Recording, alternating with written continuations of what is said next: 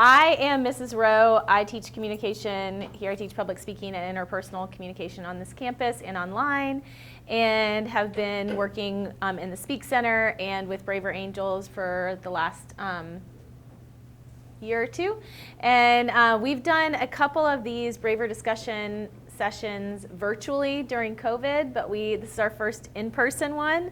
So we're excited to be able to have some good conversation. So I'm hoping that we have some more people show up, but if not, we can do this with 4 people or 6 people or whatever. So, and Megan, if you want. Yeah, and I'm Mrs. Bell. So I work at RTP campus, teaching communication online and in person. I do public speaking, interpersonal, and our intro class. So I teach all of those classes in person and online, and I have been working on these workshops with Tracy for the past year. I think we did 1 or 2 last year, I guess, and this one. So we're excited to have you guys here, hoping that some of your colleagues will show up. But if not, we have a good mix of perspectives that will make our conversations great. So this is a Braver discussion, and keyword is discussion. We're going to be talking a lot today. So that is, and listening, it's a large part of the discussion. So this format was created through Braver Angels. So if you want to go to the next slide, I just want to thank a couple of people. I don't know, you might have to put it all the way. I don't know why I have it. There you go. So the Braver Angels organization has created a lot of materials and just opportunities for people to engage in dialogue. And Pete Crow is a former professor of English at Ferrum College who I worked with to create these sessions. And he helped me facilitate the very first one that we did. So it's kind of his brainchild, so I have to give him some credit for it. And the Speak Center here at Wake Tech, we do workshops for students and meet with students individually. So we have all sorts of different kinds of workshops that you can be in. So thank you for coming to that. And the Speak Center is providing the food and the communication department. And then thank you for showing up and risking having a hard conversation and learning and practicing those skills. So you should be proud of yourself for showing up and being here. So just a little bit about Braver Angels. Braver Angels is a citizens organization uniting red and blue Americans, basically all Americans, in working alliance to depolarize America and foster constructive conversation between people in different political camps. So their goal is basically to help people talk to each other who may not agree politically. So our focus today will be to try to understand the other side's point of view, even if we don't agree with it. So the purpose of today is to seek understanding. So I am trying to listen for why do you think that? Tell me, I want to learn. I'm learning from people who think differently than me. We're looking to identify areas of agreement and areas of disagreement. So we could say, oh, we have a similar perspective or a similar experience of this. This is where we're different, right? These are the things that we see differently. These are the things that we have in common. Our challenge is to find some common ground, right? So is there anything that we can agree upon? And it might be that, we don't really have anything we can agree upon, or it might be, we can agree upon a couple of things, and then we can also identify our differences. So that's kind of the purpose of having this conversation. Okay, so I said in the little bio on Braver Angels that they're a depolarizing organization. Does anybody know what does depolarize mean? Yeah, go ahead. Trying to open the discussion and trying to avoid 2 main positions. Just having 2 main positions. Okay. Trying to make it so that there's not just 2 positions. Okay. Anybody have anything to add? Depolarizing? No? Okay. Why might constructive political dialogue be important? You think about, do you see polarization happening?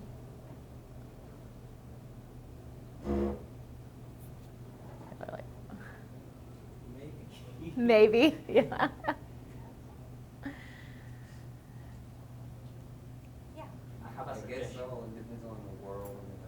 Yeah, you have a suggestion. I think kind of people try to be polarized, but at the same time they are polarizing the discussion when saying it's just a suggestion. But when you introduce the braver the last how do you call it? The last slide? Yeah. The last slide, you said that braver angels try to be polarized. So, and you said basically all Americans. So you kind of, in that statement, you already polarized Americans. Oh, by okay. saying Yeah. Americans are just blue or Oh, just red. yeah. Well, what I was trying to say is it's not just blue and red, it's all Americans. So I said their bio says bringing together blue and red, and that's why I said all Americans. So like what I was trying to say is like I was trying to add more emphasis on purple people that might be purple or other people that don't identify with blue or red. But the Braver Angels goal has really been to try to bring people who do identify as, like, I have a strong opinion about this and I have a strong opinion in helping them have conversations, because often that's where those conversations either don't happen or don't happen well. And so I think that people who are more in the middle would have easier time having the conversation, so when we're on the extremes. But that's a great point. I can see how you would see that I was trying to say that, but that's, yeah, we're all polarized. That's not true. Yes, we are. We're working on bringing people together. That's a great point. I would say, is there anywhere where you guys see political dialogue that's not constructive? Like, do you see that? Do you hear that? Anywhere in your life or in media? Anybody? Yeah. Maybe when it's just one-sided and used to try to hurt someone. Okay. Yeah. I think that's a very good point. Yeah. I think it's not constructive anymore when fanatism appears, maybe, because you kind of discuss from a biased point of view instead of being open to discussing what is right and what is wrong. You kind of blindly defend your position. So when fanatism appears, then political discussion is not constructive anymore. So. Yeah. Great point. So what communication strategies or what ways that we interact with one another do you think might be helpful in having effective conversations around politics? Like, watch whatever you say.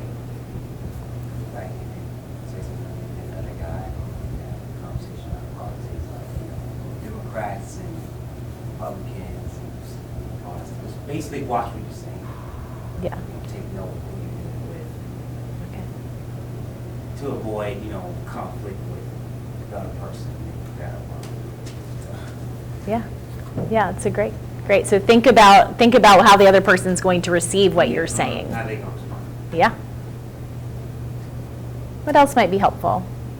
Yeah. I think it's important to demonstrate effective listening, like truly listen to someone. Yes. Very true. Yeah. Great. Okay. Well, we're going to give you some tips. Okay. So let's think about some ways that we can listen and speak today in a way that will help these conversations be the most effective that they could be. And so I'm not going to go through all of these for you guys. Okay, so I'm not going to go through each one on this list. I'm just going to highlight a few of them here.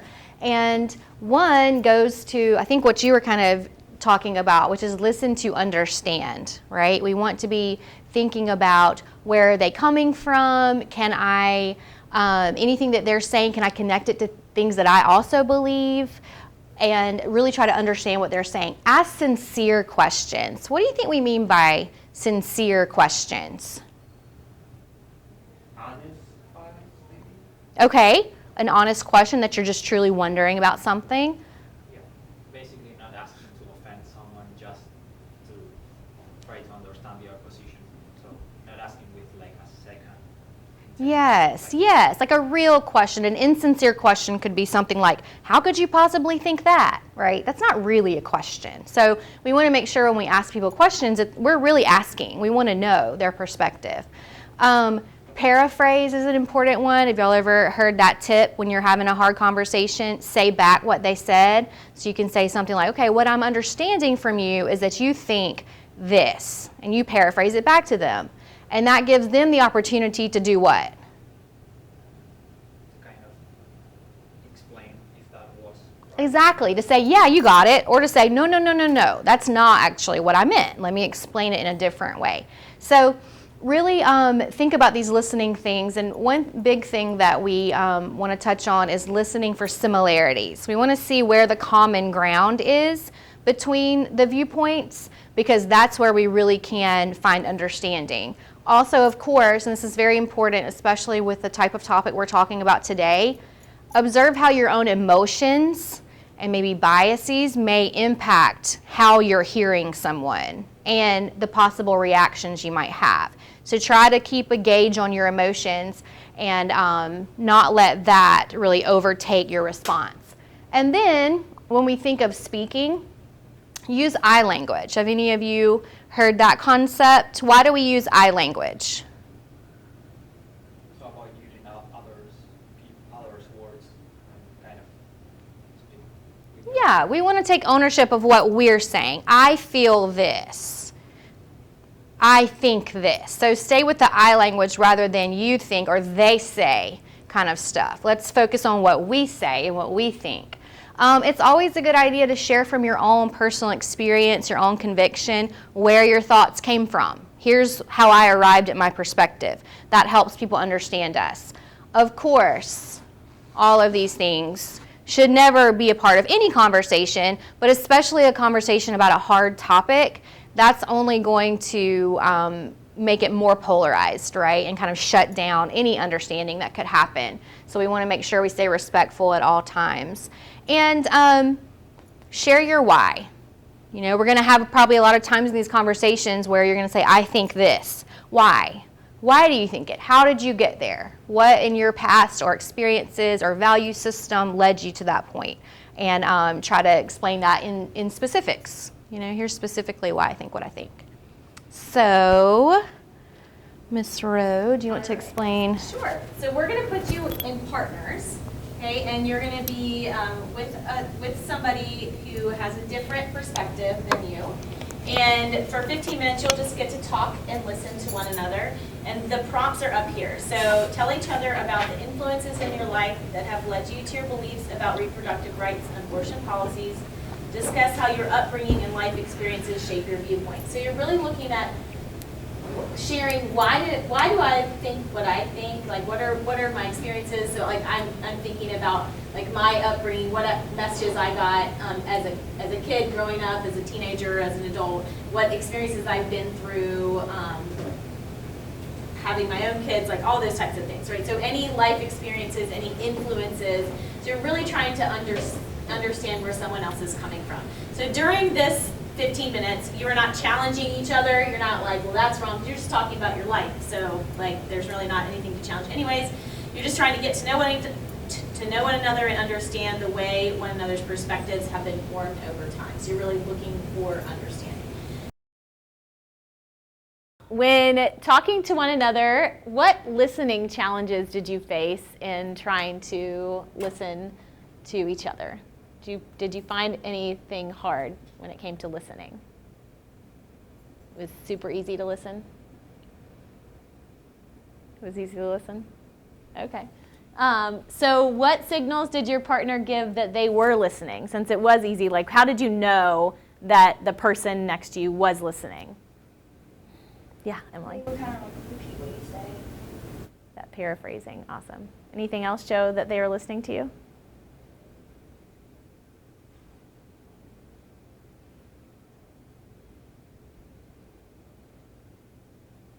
Yeah, giving eye contact, nodding, giving some feedback, showing that they're interested. Okay. Okay, so what common experiences, values, or perspectives did you notice? Did you all have anything in common? both like animals. You both like animals and have dogs. Okay, good. Area of commonality. Anything else? Yeah. We agree that it's kind of hard to determine where life begins. Yeah, that's a great. And also we agree on birth control. That, yeah, you should be allowed to because it's just a preventative measure. Yeah. It's not affecting already existing life. Yeah. Great. Awesome. Anything else? Okay. Yeah. Okay. So now we're gonna sit down with you. We'll kind of make like a little circle, and we're all gonna talk. And so for the next 30 minutes or so, we are just gonna share our ideas around abortion policies, pros and cons, and I'll ask for a volunteer to take notes. Would anybody like to take notes? Anyone? Anyone? Awesome. Thank you, Augustine. Okay, so the note taker's role will just be to identify, okay, we said this is a commonality. Okay, we said this is a difference, or just trying to take that down. These other two roles down here, the gatekeeper and the devil's advocate, anybody can play them. If you notice, Miss Bell and I might play them as well because it might help. But a gatekeeper would encourage those who haven't talked yet. So something like, oh, hey, Chandler, I haven't heard your idea. What do you have anything to say about that? Or hey, Emily, you've been quiet for a while. I'd really like to hear what you have to say. Like, so a gatekeeper is trying to, and somebody might say, Augustine, you have really good ideas, but like, let's give somebody else a chance to talk, right? So something like that. I do too. So just kind of knowing that in a group conversation, so if you're at a family dinner and that's going, that you can actually still play that role when you're in a group setting, right? So you could say, Uncle Bob, thank you so much. Like, what do you think, Cousin Corey? Right? Like you just kind of can like go like that.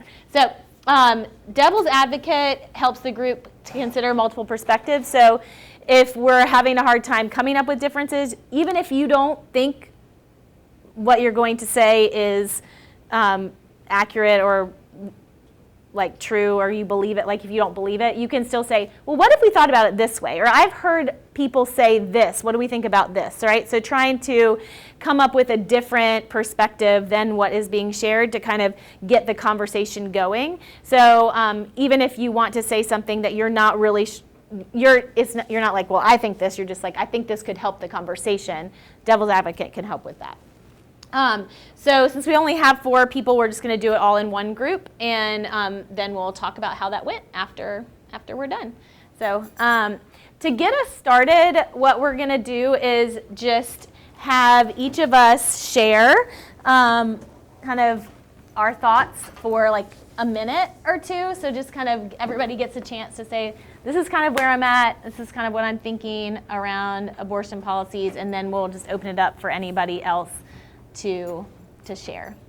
So everybody gets a chance to talk.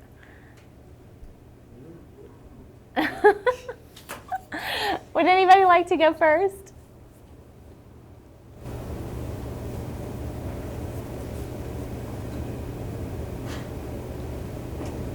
I think abortion, I think the child should have a chance to live, to grow when it comes to like abortion. That's what I think. The pros and cons of abortion, I think the con will be if she would have abortion, that child might have a hit and have a child after that. So it's like 50-50 chance. But the beauty thing, it's very hard to explain, but I think the abortion, I think the child should have a chance to live. So, not that. Thank you. Thank you. Chandler, right? Yes. Thank you. Anybody else? Yeah, Emily. I think it should be a woman's choice on whether or not to have an abortion, because carrying out an unwanted pregnancy can be kind of claustrophobic and feel imprisoned in your own body and catastrophic to your own mental health and how you have to go on with the rest of your life. Especially in like cases of like rape, like say you do go through with pregnancy and then you can't give it up for adoption, but then you've always got this like around the corner, like what if my child shows up, or you can't really put the experience past you. Yeah. Thank you. Thank you for sharing. How about Kyle? What do you think? I can see both perspectives. Like, you don't want to take a life away, but I feel like it's definitely more of the woman's choice Yeah, whether me to have too. a baby or not. Because then you'll just have to either live with that big rest of life or It's going you're not ready. forever. So, Thank you. How do you spell your name? AYLE. Classic.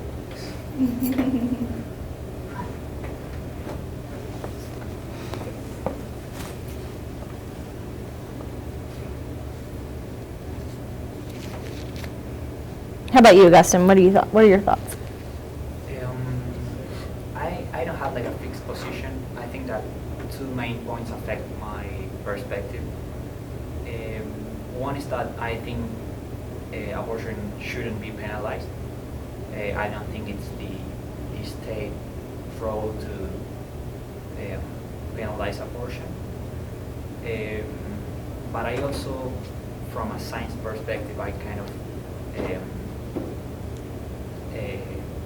I think that conception is the start of life, and that life has two main jumps. One is when you life doesn't exist and turns into existing life, and when life ceases to exist, so when you die. So any discontinuity in that process would be basically ending the life or killing someone, I don't know, whatever you would like to call it. What I mean is that despite of your development level, that is a life that is developing. Mhm. So I don't know if you could say that certain level of development is more important than the other one. So I think it's difficult to decide if it's more important. I think the whole discussion like goes down to moral discussion. If we think when we think life starts, and if we think life should be pre-started or not, or if one life is more important than the other one. So Yeah. I think understanding or having a common ground of when life starts is important to decide whether we more ethically think that it's correct to have this continuity in that process or not. Yeah. So yeah, great points. Yeah. So I heard you kind of raise a couple of questions of like, when do we think life starts? What is the value of life? Is there more or less value placed on a baby or a mother? And then what is the moral obligation for society to protect the mother and or the baby, right? Would that be, yeah. I wanted to ask something to Yeah, all of you yeah. to see if we can find a common ground. Yeah. Do we all agree that life is the most valuable possession that we have? Despite of, I mean, leaving this discussion aside for a little, do we all think that life is the most valuable thing that we have among all possessions? Judging by the news and what's going on in the world right now, yeah, it is. I think. Or is there something more valuable than life? I guess to kind of dig into that, do you mean life, or are you thinking about life of the baby, or life just in general? Life in general.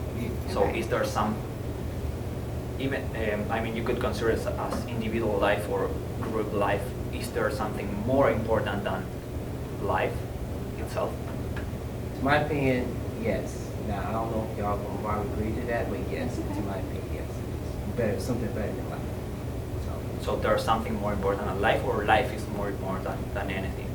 It's something more important than life, based off, what you believe in and stuff. What would you say is more important than? Christianity and the kingdom of God. Yeah. So your spiritual life, Yeah, you would say, is spiritual more life important than your more actual life. Because once you die, you'll know where you're going. You only got one life. I mean, y'all can look at it how y'all want to. I'm going to tell you how it is. No, My please. Christian life, Yeah. Yeah, that's what my we want to hear. spiritual life is way better than the life that I have right now. Because I know this is not promising.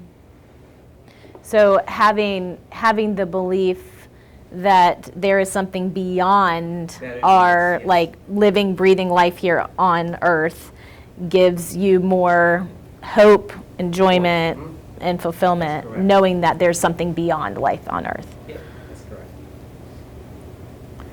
correct. What do you all think about that as far as your perspective? So would you say that if we step down a little bit and say that among the things that we can decide, so do you mean that we cannot decide either to have a life after this terminal life? Can we decide to have another, like a life in another dimension, or that it's something that happens? So you're talking about like you decide. Yeah. That's like based on choice. You're talking about life right now.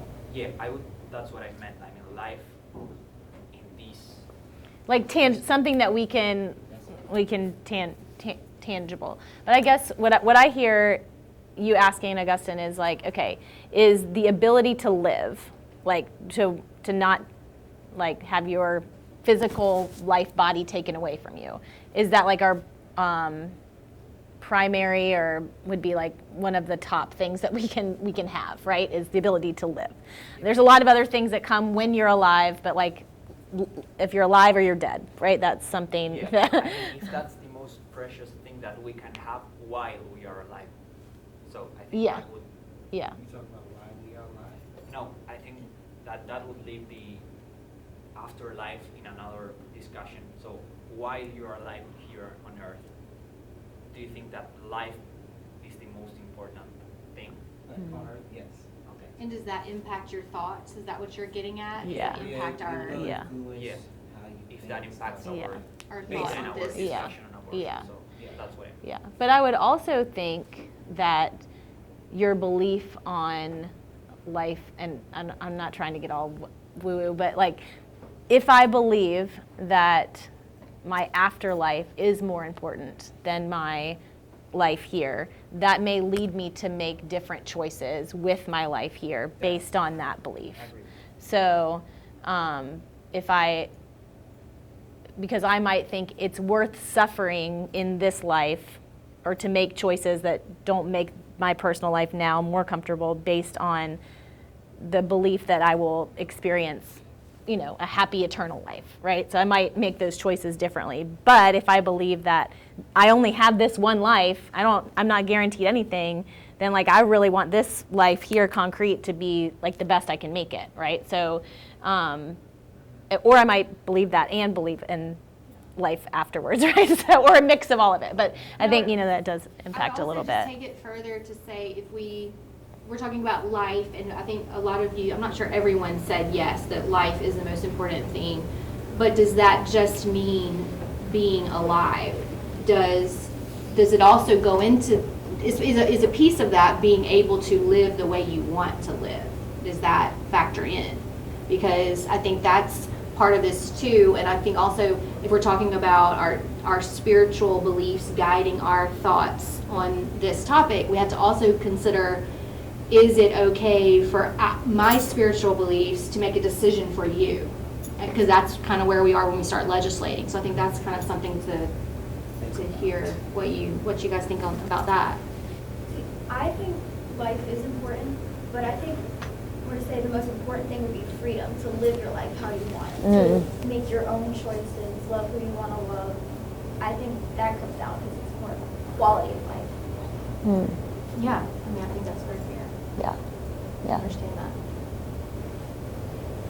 So maybe we could find a common ground. Would we all agree that trying to preserve others' lives is desirable?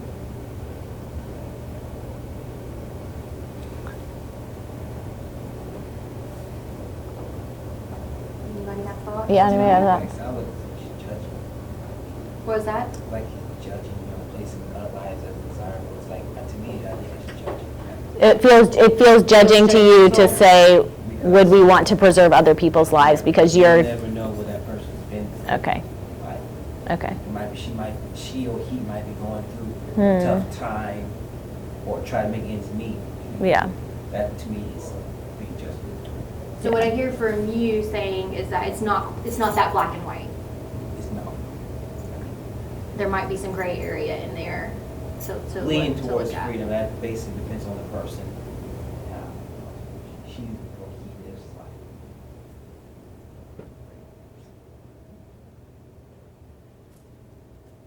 So when it comes to policies around abortion, if you're thinking about policies are legislation that provide guidance for a lot of people, right? So the way that those go about can do a lot of things. They can protect the quality of life for parents or adults. They can protect the ability to live for babies. They can provide supports for people who may or may not want to have a baby in a lot of different ways. So when it comes to that type of thing, how do you make, or I don't know what the question would be, like, how would you, or what priorities do you think would be most beneficial?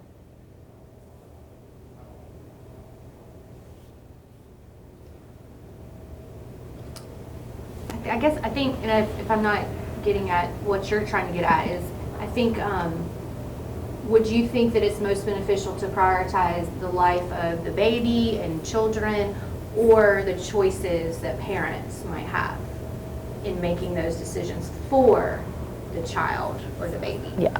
Right, Yeah. What do you think is more important that our laws should be set up I to think it's do? both.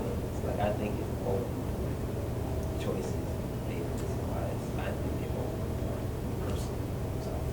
I think we could go a little bit further into that, trying to find that common ground. And since maybe we couldn't say that life is it's desirable to preserve others' lives in any circumstances, could we say that we would all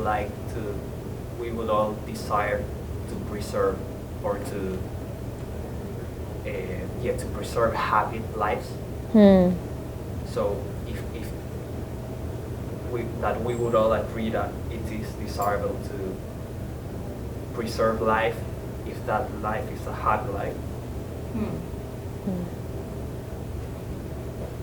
Well, I hear you talking about like preserving life, and that makes me think about like medical situations. Like, say a woman has cancer and she can't undergo chemo to save her life because she's pregnant. Is she allowed to have a medical termination so that she can save her life, or is the fetus that hasn't even been born yet considered more important? That's a great question.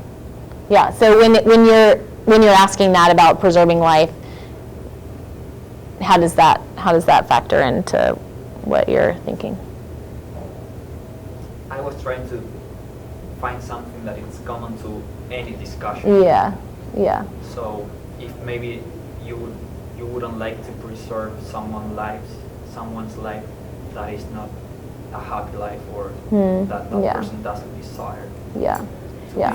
I think the problem we might be coming up against when we try to agree on, we always agree to preserve life, is that in this conversation, in this topic, we're talking about two lives that might be in, not opposition, but maybe in some situations the mother might be, it's me or the baby kind of thing. So I think that's why people might not be able to wholeheartedly agree, because like situations like she just brought up, that it's hard in this specific conversation, right? Yeah, but I kind of think that that's like a second order discussion, because I think we should first kind of try to agree on what we think about life itself. And then when we have a situation that appears where our common ground comes into conflict. So I don't know, So like you're saying, if we can all say we support life, and we think it's important for people to be able to have happy lives, yeah, then we can discuss, okay, so in this situation where the mom has cancer, then we want to preserve a happy life. So in this situation, we would make our determination based off of how is that best going to be able to happen for one or both. And that would be a choice that would have to be made in that unique situation, based on that premise. so I don't love the word happy, but that's just my own personal thing. But I mean, I do like being happy, but I think that, again, like the way that we define happiness or way we might think things are gonna make us happy can be misleading, or we can think that something would make us really unhappy and then we're really happy and we don't know and the results. But I get what you're saying is like we want a quality of life, right? Like we want people to be able to have a quality of life. And I think it sounds like would everybody be able to say, yes, we want people to be able to have a quality of life? absolutely. Yeah. So Okay. maybe it's not a happy life, but the potential to have a happy life. The potential for that, yeah, Or to, yeah. And, however that yeah, person yeah. defines happiness. yeah, and this would be on the person who is pregnant or the baby that's unborn, Yeah. right? So either one, right? Which that makes it complicated, right? Yeah, I think that's why this topic is so complicated, because there are multiple entities at stake, right? But I think that I was bringing up all these questions because I think that's the core of the discussion. How we think life and what we think Yeah, about life. yeah, And So- and ultimately, who decides that, right? That's the big question we're up against right now, right? Who should be able to make that decision? Should it be legislated? Should it be the mom? Should it be who? So, I don't know. Do you guys have, or is there any agreement on that? I mean, I think that the woman who's pregnant should just be able to decide, because every person's situation is unique and they can best determine how it would help themselves. So I'm hearing the mom or the woman who's pregnant should have the ultimate say. Anybody have a similar or a different opinion? The husband and Okay, so It's both partners. because, you know, they both, you know, did what he's supposed to do to create, to have the baby. Yeah. So it's basically a husband-wife thing. Yeah. There are many situations where people aren't married, get pregnant, or aren't even together and have a pregnancy occur. So that would complicate that a little bit. And sometimes, I mean, just some people might say that since it's the woman's body, maybe she has a little bit more say. I don't know. I don't know what you guys think about that. I think the woman do have a little more, you know, because it's in her. Yeah. So, yeah. Potentially. Cal, you have any thoughts? Agreeing with everything that's been said so clearly. Yeah. Does anything concern you about like recent events or what kind of where we are and when it comes to this topic as a country, and like what are your thoughts on just kind of how we're doing and how you're doing, how your friends are doing, what types of things do people? Well, we just lost Roe versus Wade, and now the North Carolina elections and stuff are coming up, and I'm scared I'm going to lose my rights as a woman, because I'm not saying I would have an abortion, I'm not saying I wouldn't, I would like to have the option. Yeah. Thanks for sharing that. Anyone else? Anyone have, when you heard about Roe versus Wade, anyone else have a reaction to that of any sort, or what kind of it made you think or feel? Positive or negative or in the middle? I mean, adding to that, honestly, when I found out, I cried because it's a sad day to lose rights, like human rights.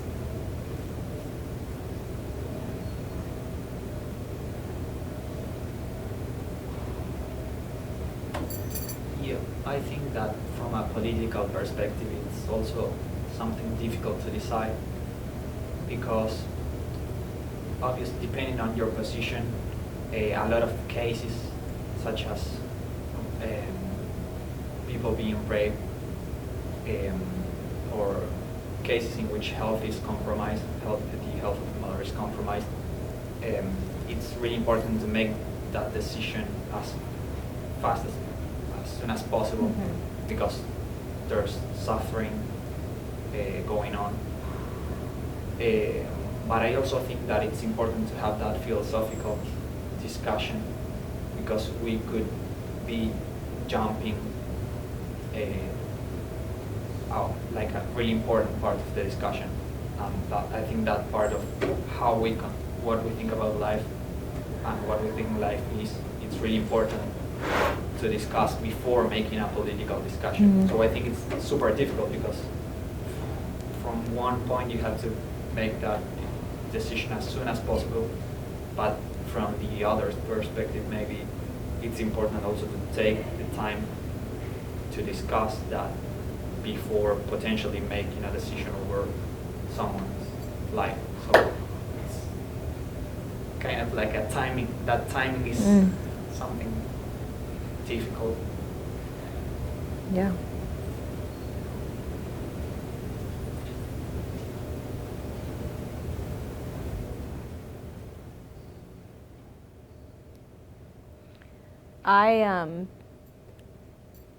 I come up with the question, why would we not want life sometimes? Like if I'm a woman and I get pregnant, wanted or unwanted, what might be some of the reasons I would not want that life to become a baby outside my body?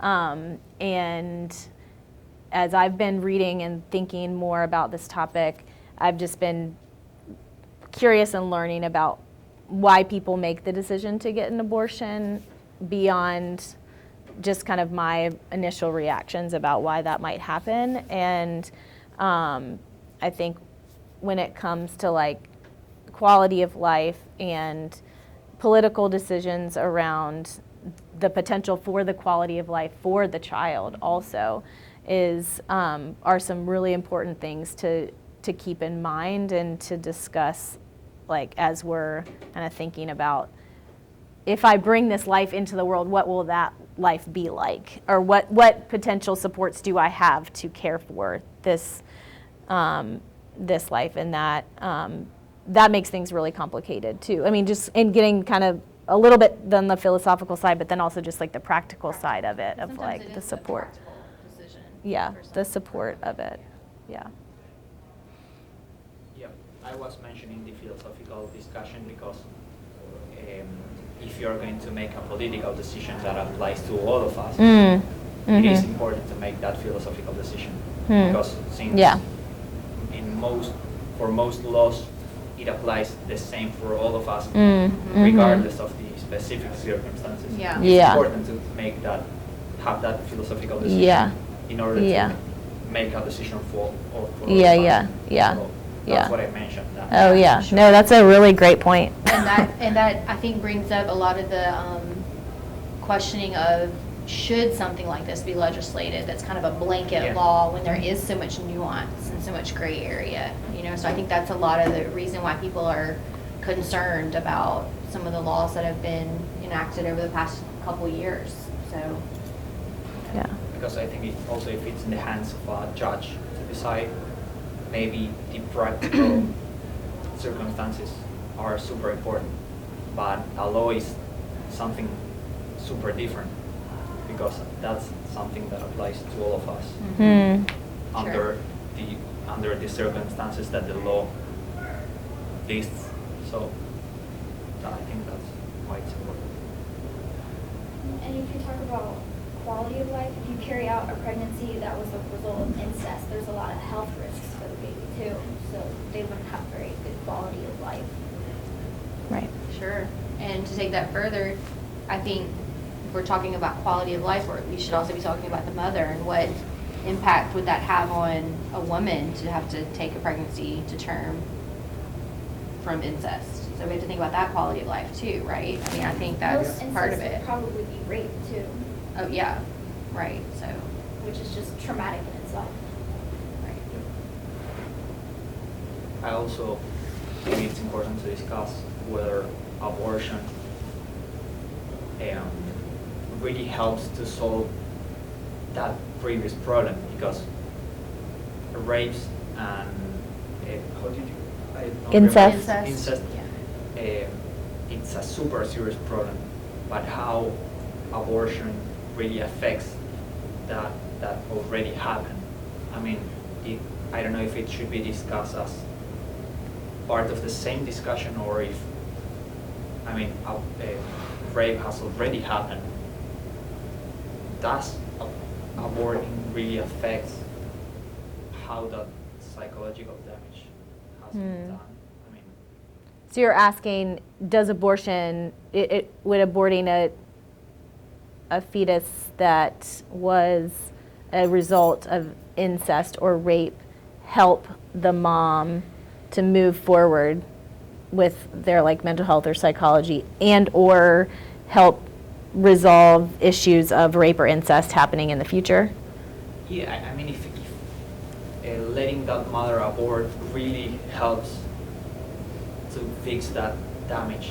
Oh, are you saying that the rape has already happened and having the abortion compounds the problem? Is Yeah. that what you're saying? I mean, it should be discussed if it really helps that mother, or if it should be discussed as separate things. I don't know. I would Okay. say that it does help because a pregnancy can go up to like 9 months. You really want to keep that moment with you for 9 more months. You want to move past it as fast as you can. And a lot of the laws that we're seeing, not all of them, but some of them do have those exceptions, right, for rape or incest. Some of them don't, but some of them do. And then the question also from that comes, so if a state has an abortion ban except in cases of rape or incest, then that woman would need to report that and I guess prove that, right? And we know that those crimes are have very low reporting rates. So that's also kind of a muddy area. She may not want to disclose that, right? So that could, Sometimes you're just in shock for a while, and then by the time you get the courage to come forward, you know, like the rape kits won't work or they can't detect anything, and no one will believe you. Yeah, it puts another burden on the woman to prove what has just been traumatic happened, and so she's like re-traumatized like multiple times over in the process of that. right? Yeah. So a lot of times when we hear these laws come down and says, oh, but there is there's an exception for rape or incest, I don't think that people always are thinking about what that really means. She's got to prove that, in order to actually get the health care that she might want. So. Yeah, and that also brings back that discussion that we have to decide whether this has to go through justice or not. Yeah. Because if you want it to go through justice, we cannot kind of make it go through justice without going through justice. So Yeah. Right. it's Yeah. super difficult. Yeah. to- Yeah. It's also important to decide whether it needs to go through, if it needs to be proven or not. Mm-hmm. Right. I mean, if it would make sense to make it go through justice without proving it, so in that case, if it shouldn't go through justice if we don't want the person to prove it. So Mhm. Yeah. it's also-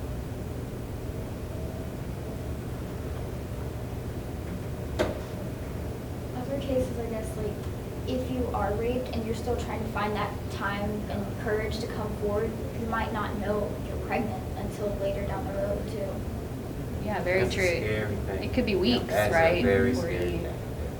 Yeah.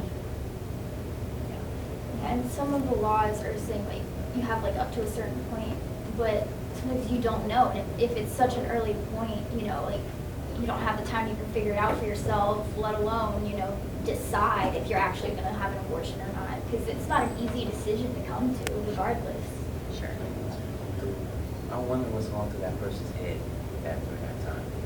Yeah. So that's Yeah. why I say it's a scary thing. Yeah. I think it's really hard. I think that something that I hear Emily saying and Augustine saying and you just Chandler, like when we really think about like the people who are affected, then it makes it complicated. It makes it like regardless of your desire for the outcome, the connection with like what it would physically, like what someone's actually going to go through, you can have some compassion for people in that situation. Would you agree that that's? I hear you all kind of saying that. Yeah, what I've heard a few times is, you know, we have our ideas on what is maybe right or wrong or what should happen or shouldn't happen, but then when we kind of break it down further, I hear people start to say, oh, well, yeah, that wouldn't be quite right.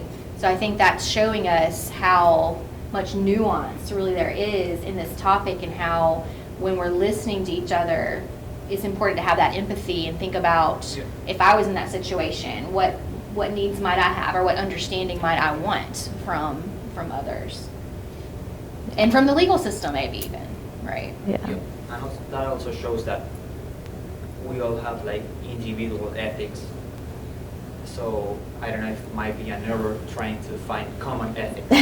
Yeah. Right. So because sometimes what I think is right might not be right for you. Sure. So maybe it's a mistake to try to find an ethic, like a common moral for society. Yeah, I mean, I think I don't know. This would be. I would think we want that at some level, right? Like that, like freedom as a value, like independence as a value, like thinking about like American values that we have.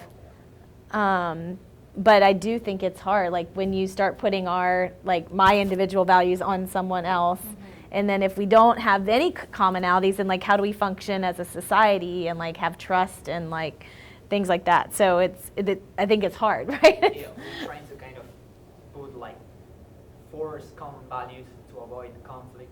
I think that brings something more conflict. Because as we were discussing, like individual values are super important Yeah. in these kinds of decisions. So Yeah. yeah. Does anybody else notice anything that we've said that's like in common or like any themes or like kind of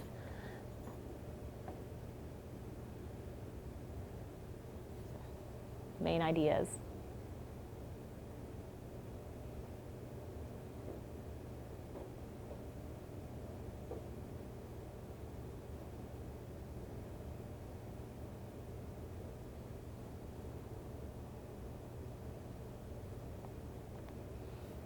Anybody else have any kind of last thoughts or things that you're like, oh, I wish we talked about this, or I really want to say this is on my mind, you didn't get to say?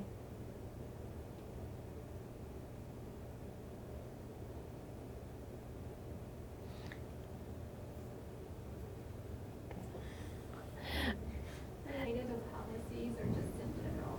Just in general about the topic, yeah. I thought one thing that I didn't hear, and that might have been because I was just a little distracted, but sorry, I'm not actually participating in this today. Yeah, no. Or kind of discussion, but I guess one thing I didn't hear as much, and I was wondering if I would hear, is just sort of the discussion of the interest of, you know, kind of, is there another individual's interest that we as a society have to consider in that whole discussion, if that makes sense. So we're talking about what our moral values are and how that relates to this decision. We're thinking about the people who are having to make the decision and how everything impacts them. But I just didn't hear kind of as much of what I was wondering if you guys were thinking about, which is there a conflict between potentially Yeah, and we did talk about that, of the value of life, and like when there's two lives, like that's in conflict, and that's what makes it so complicated. That's So where I was yeah, trying to go yeah, with is like, and asking if how we value yeah, life and yeah, if we value a happy yeah, life, yeah, to see if then it could yeah, find a conflict. yeah. I think that's something that to remember, right? Is that that is the conflict, is that there are two lives, or two, depending on when people perceive life occurring, but that those competing, if they are competing, can make it more complicated. Yeah, yeah. I think that's the part too where it gets into what you were saying about that's where we have to, I guess, as a society decide if this is something we do have to have laws about or not. So, right. Yeah. Well, because in that situation, the baby cannot speak for itself, cannot advocate for itself, and so the law would be then to protect that life that is unable to self-advocate, whereas like a person carrying a child can self-advocate. So there's like a little bit of protecting the voiceless there too. And that's where what you hear from a lot of pro-life advocates, that they're the voice of the voiceless, right? So that's kind of a big Yeah, piece of it. yeah, yeah. So having compassion, or I mean, I don't know, just like having understanding for like, yeah, multiple lives as well. Yeah. This is hard. That strong-minded abortion and with their thoughts and what they think about it and what's right and stuff like that is very strong. Yeah. Yeah. Very interesting conversation. Yeah. Yeah, and it's a hard conversation because I think sometimes we might not always know exactly how we feel about it. You know, we might have certain values or kind of overarching ideas of what we think is right, what we think should be happening. And sometimes individual cases might conflict with that we can see the point of in either direction, you know. And so I think that's why these conversations are so hard, is sometimes we don't know exactly how we feel. And I think that's why it's really important to listen to other people and kind of have space for that wiggle room in our own thoughts, and not be so concrete and set, I think this for all circumstances, right? Because I think in this conversation we've seen so many times where we're like, oh yeah, I didn't think of that, or you know, that's makes it a little bit different. So I think this really is one of those topics where we have to show a lot of